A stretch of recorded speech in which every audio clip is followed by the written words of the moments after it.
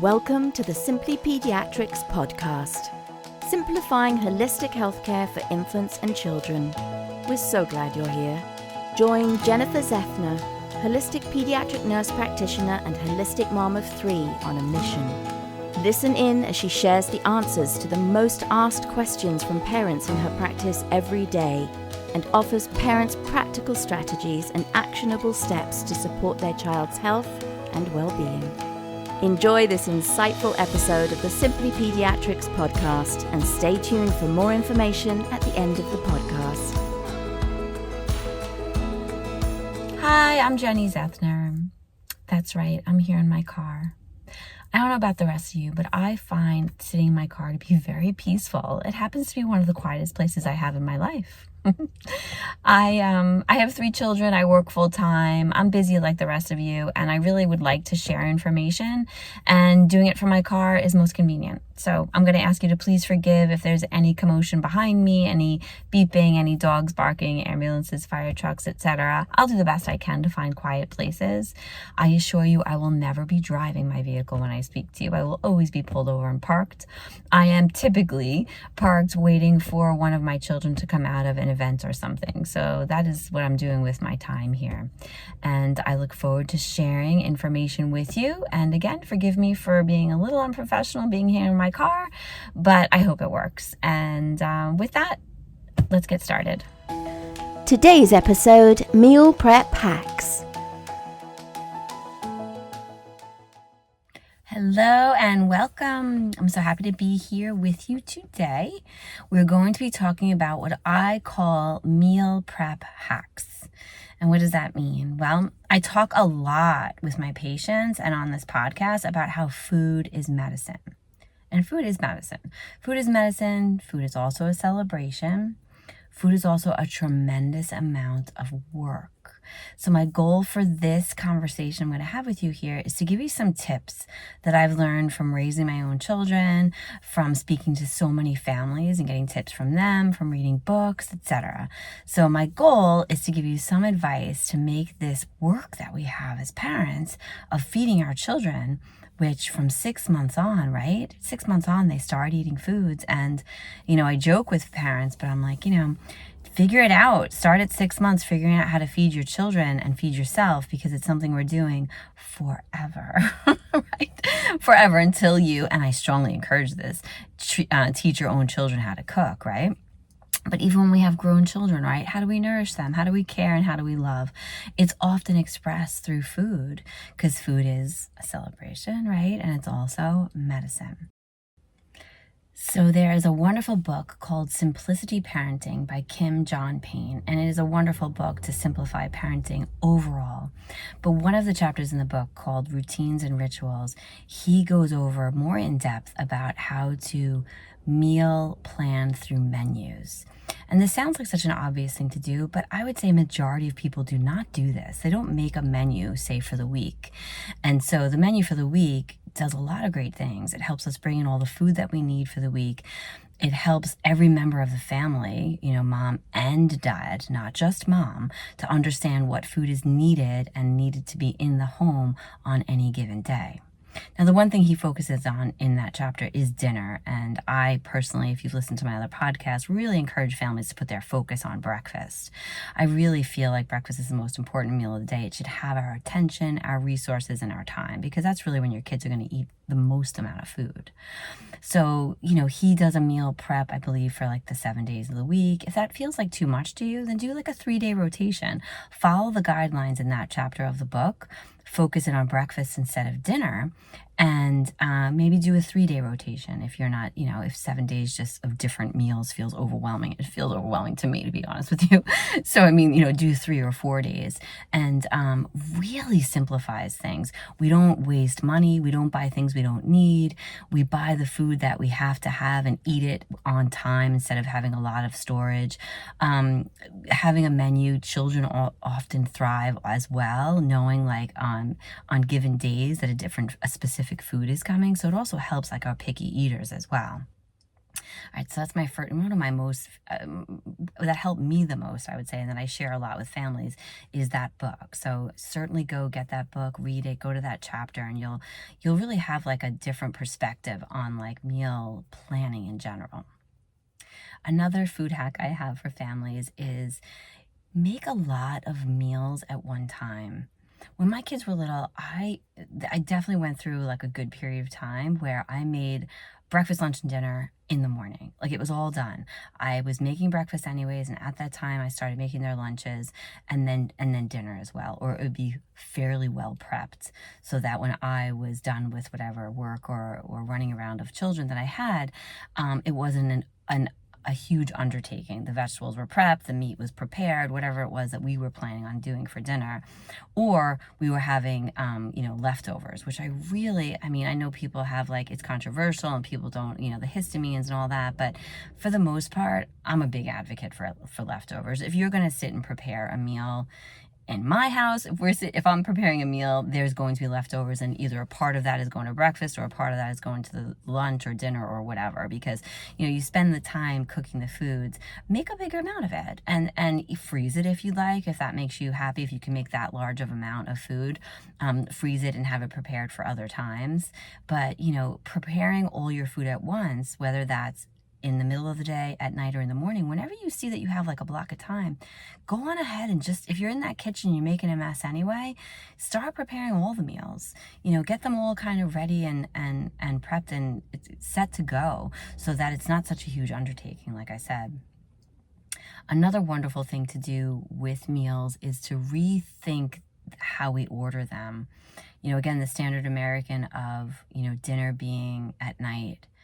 Again, personally, I don't know about most of you, but I can't. There are so many times where dinner is just the most unappreciated job that we have. You go through the prep of getting the food, bringing it in the house, getting it ready.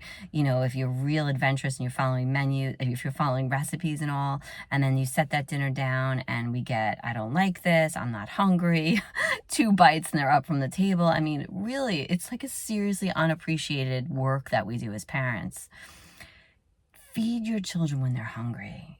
Don't try to like put them in places where, and in my house, we went through phases too, where like, if you weren't hungry yet, then maybe you're not going to eat this meal with us. I know that whole idea of like sitting down for meals together is really important. It's important a few times a week. But, if you have one child that's coming home because he was at sports and he's starving, feed him then.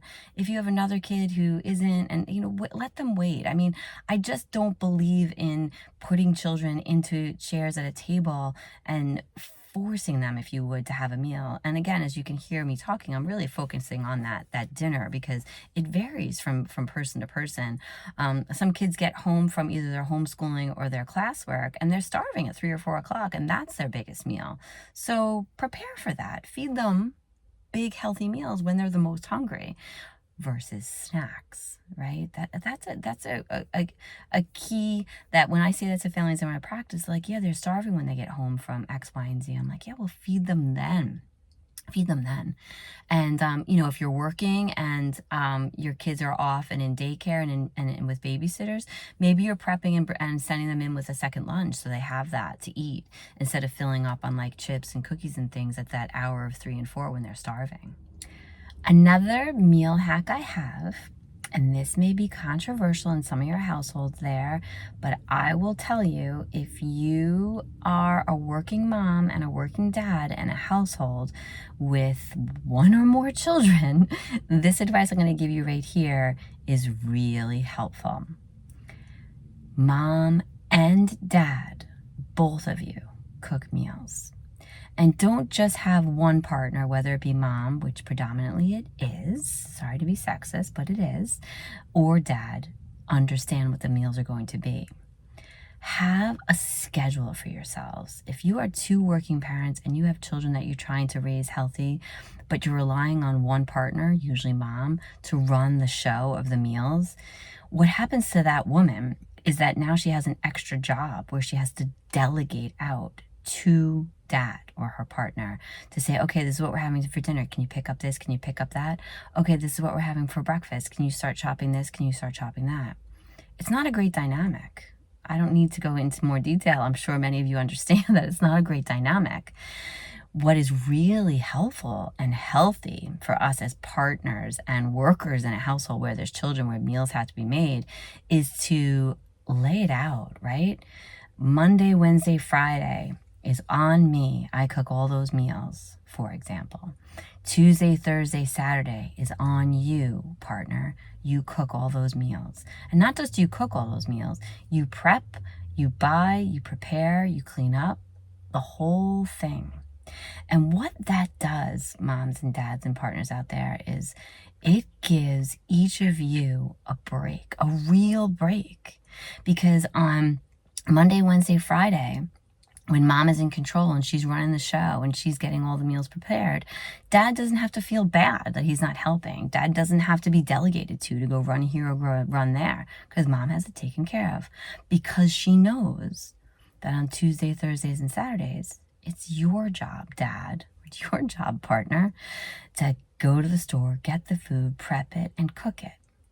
And mom can have the joy of knowing that she's walking home and she doesn't need to also feel bad about not helping or be delegated to. And when we, as partners and workers in a household, have that actual break and we know whose job is whose on each day, it is a significant dynamic shift to not only your marriage, but to your home. And you're also role modeling an amazing thing for your children, that it's not just mom who does all the cooking, or it's not just dad who does all the cooking. And it's not just mom nagging to dad to get over here and help, or dad, vice versa. You are showing your children that you work together as a team because you both are outside of the home working. Now, mom, listen, or dad, listen, if one of you is a stay-at-home parent, that's also controversial, because how many hats do we wear when we're running a household? I still believe that if you are a stay-at-home mom or stay-at-home dad, that you still deserve that break of a day to not have to be in control of everything, to let go of the reins to your partner, because running a home as a stay-at-home parent is a tremendous amount of work. So I hope I'm clear with that. I feel really strongly about that role, that work being split up amongst partners. I think if you try it out, you're going to feel a pretty big shift in the dynamic of your relationship, and also for your children and what they're seeing mom and dad, what mom and dad are capable of. And then we raise young, men and young boys and girls to know that they can do both. They can do both of these roles. Very important, I think. All right, moms and dads, food is medicine. You will continuously hear me say this. I hope some of these tips in here helped you out a little bit.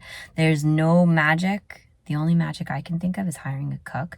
And you know what? If I had a lot of money, that would be the first person I would hire, because it's my least favorite thing to do. So if you join me in cooking being one of your not so favorite parts of parenting, then I hope some of this advice here helps you out. It is really important to figure out a way to have meals for our families. And don't forget, whatever meals we are planning for our children, they have to be for us also. Please, please, please don't cook foods just for your kids. You must cook for yourself, and your children must eat what you're eating. It really is so important. It's important for them to see you role model that. It's important economically. It's important just, the actual workload of cooking extra meals for people. No. Like, everybody is eating the same foods. Are we all sitting down at the table at the same time? Maybe not. And that's really okay too. Let that go. A few days a week, if we make a special time where we all sit down together, amazing, moms and dads. You're doing an incredible job. All right, with that, remember, parenting is a journey and you are truly doing an amazing job. Keep being curious and keep learning, and I'll see you next time. Thank you for joining Jennie on the Simply Pediatrics Podcast. We hope that the valuable information she shared in this episode will inspire and empower you on your holistic parenting journey. If you would like to learn more about Jennie, her Simply Pediatrics practice, or anything that she spoke about today, please check the show notes that accompany this podcast, and you'll find all the links and resources you need. You can also sign up for the Simply Pediatrics mailing list so that you receive Jennie's weekly newsletters packed with vital information and holistic parenting journeys. If you've enjoyed today's episode, please consider giving this page a like and subscribe to the channel so you don't miss any episodes. And don't forget to connect with us by sharing your thoughts in the comments section below. Follow Simply Pediatrics on any and all of the social media platforms. And if you're interested in an in-person or a virtual appointment with Jennie, please see the contact details in the show notes. Stay tuned for more episodes packed with a wealth of powerful information to support you on your holistic parenting path. See you next time.